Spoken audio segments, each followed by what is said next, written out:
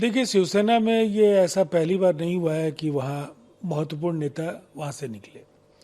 ये अलग बात है कि जब तक बाला साहब ठाकरे जीवित थे तो चाहे वो राणे का इस्तीफा हो या छगन भुजबल की विदाई हो, बड़े नेताओं के जाने के बाद भी शिवसेना पर कोई असर नहीं पड़ा था। लेकिन ये प्रकरण थोड़ा ज़्यादा गंभीर है।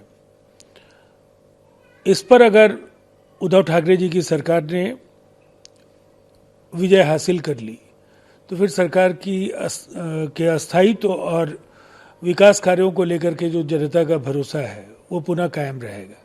लेकिन जिस तरह से वहाँ तख्ता पलट की तैयारी में भारतीय जनता पार्टी भी शामिल है, नैतिक पक्ष ये है कि अब जिसको जैसा जनादेश है, सरकारों को 5 साल काम करने देना चाहिए और उनके अंदरूनी द्वंद्व को बहुत मुखर बनाकर राजनीतिक लाभ के लिए इसका इस्तेमाल किया जाना, ये एक ऐसी परिपाटी है जो पहले कांग्रेस ने किया और अब फिर से इसकी पुनरावृत्ति नई व्यवस्था में भी हो रही है। देखिए, अभी महाअघाड़ी के नेताओं की अभी बैठक चल रही है और काफ़ी सोच समझ करके इस विद्रोह को नियंत्रित करना उनके लिए एक चुनौती है। अब देखना है आगे क्या होगा, लेकिन फिलहाल उनके लिए हालात बहुत अच्छे नहीं हैं।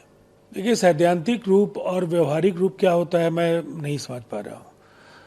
किसी भी सरकार के प्रभावी बहुमत का आधार फ्लोर टेस्ट होगा और अगर उसमें भारतीय जनता पार्टी को पर्याप्त संख्या है तो निसंदेह उनका रास्ता आसान हो सकता है।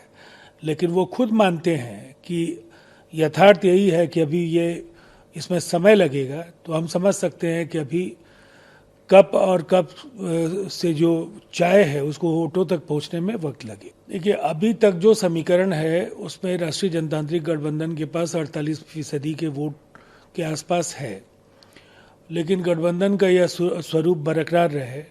दूसरी तरफ कई ऐसे दल हैं जो आज यशवंत सिन्हा जी के समर्थन में जो बैठक बुलाई गई उसमें शामिल नहीं थे, इसलिए मुकाबला दिलचस्प हो सकता है, लेकिन पलड़ा अभी भी एनडीए का भारी है। कि अखिलेश यादव जी का एक राजनीतिक एजेंडा है, मैं उस पर कोई प्रतिक्रिया व्यक्त नहीं करूंगा, लेकिन जो पूरे देश में तांडव मचा है, जिस तरह से सार्वजनिक संपत्ति और आगजनी, एक हम ये कह सकते हैं कि अनुमानित तौर पर 1000 करोड़ रुपए की संपत्ति का नुकसान हुआ है। ये सब कुछ नहीं हुआ होता अगर देश के नौजवानों को और राजनीतिक दलों को एनडीए सरकार ने विश्वास में लिया होता।